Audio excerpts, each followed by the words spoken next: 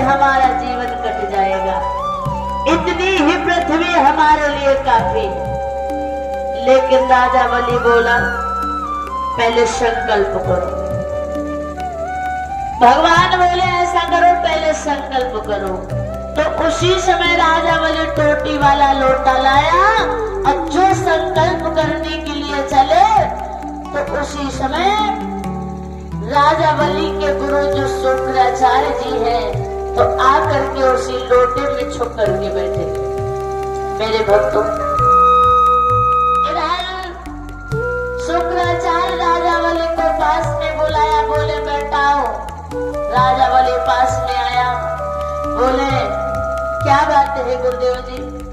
शुक्राचार्य बोले, बेटा जो दरवाजे पर महात्मा खड़े, इसने कुछ मांगा तो नहीं? राजा बलि बोले, गुरु जी ये महात्मा है। शुक्राचार्य बोले, बेटा महात्मा नहीं है, ये तो तुम्हारी आत्मा को खींच लेगा। कुछ मांगा तो नहीं?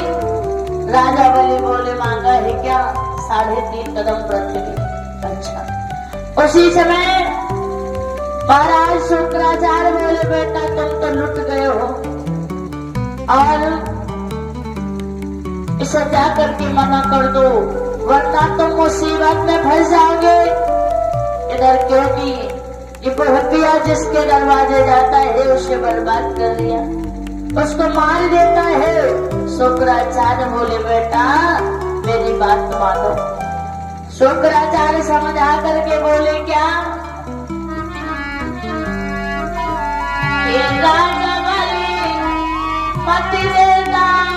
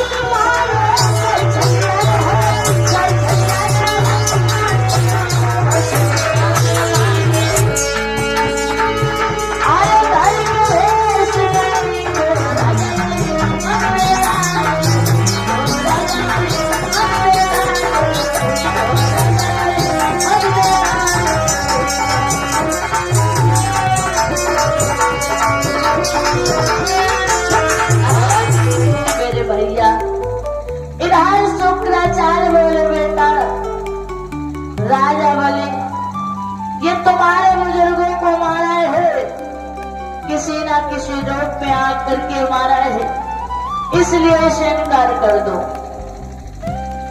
तो उसी समय राजा बलि बोला, गुरुदेव जी मेरी बात सुनो, संकल्प को मैं विकल्प में नहीं बदल पाऊंगा, क्योंकि चाहे हमको जाल में फंसाने के लिए लाए हो और चाहे जाल में छुड़ाने के लिए लाए हो। मेरे भक्तों, शुक्राचार्य बोले, बेटा ठीक है, जाओ, तुम मरना चाहते हो तो मर जाओ।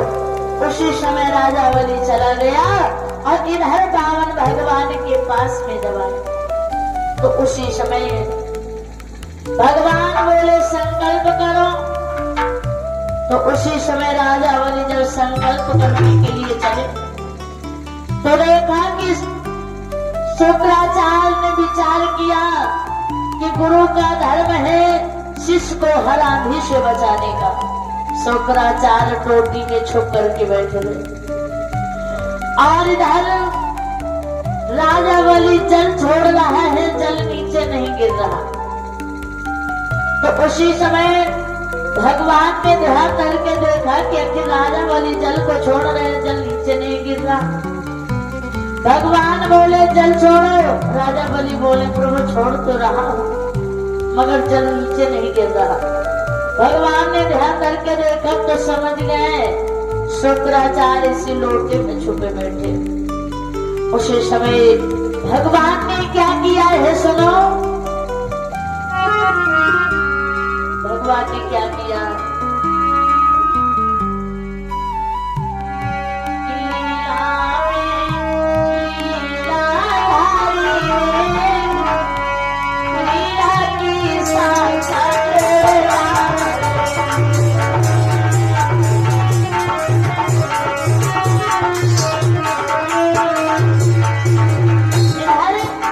शुक्राचार्य जो है टोटी में छुपे बैठे हैं।